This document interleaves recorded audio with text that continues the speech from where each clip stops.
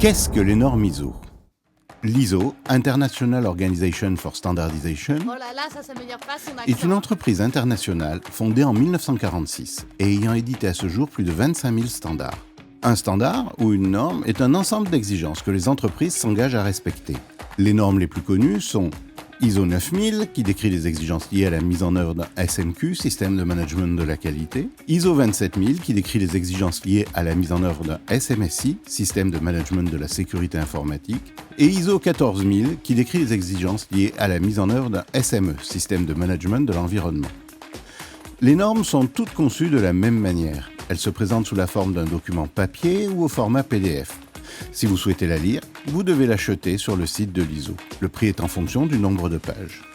Les normes ISO reposent sur 3 grands principes. 1. Écrire ce que l'on fait et faire ce que l'on écrit. 2. Prouver que la norme est bien appliquée. 3. Continuellement s'améliorer. Le premier principe, écrire ce que l'on fait et faire ce que l'on écrit, va vous amener à documenter votre méthode de travail. Il va falloir écrire les processus, les procédures et dans certains cas, les modes opératoires. Lors de la certification, il vous sera demandé de montrer que vous travaillez bien comme cela a été documenté. ISO demande donc une cohérence entre le patrimoine documentaire et la réalité du terrain.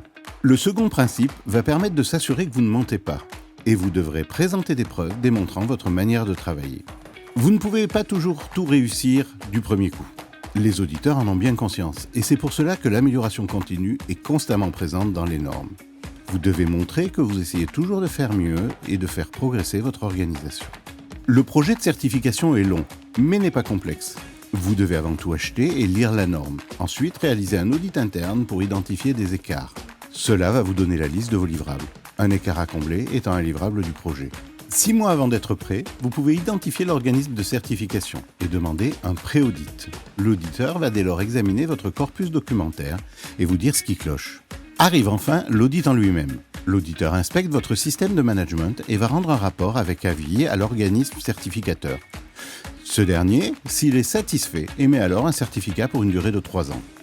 Chaque année, vous aurez un audit de contrôle sur une partie aléatoire de votre système de management pour s'assurer que vous maintenez bien l'effort.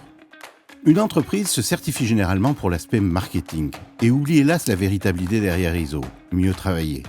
L'effort est souvent mis sur l'obtention de la certification sans réellement améliorer les manières de travailler. Pouvoir présenter un certificat fait gagner des clients, même si la réalité n'est pas toujours au rendez-vous. Un autre motif pour se certifier est la contrainte de posséder le certificat pour décrocher un marché ou pour collaborer avec certains clients, comme ISO 27001 pour l'armée et la défense. La dernière raison, malheureusement la moins répandue, est d'améliorer la manière de travailler. Mais cela disparaît derrière les obligations business et les impératifs marketing. Envie d'en savoir plus? N'hésitez pas à me contacter et à me demander en relation sur LinkedIn. Vous abonner à cette chaîne me permet aussi d'augmenter ma visibilité et un like fait toujours plaisir. À bientôt pour ma prochaine vidéo.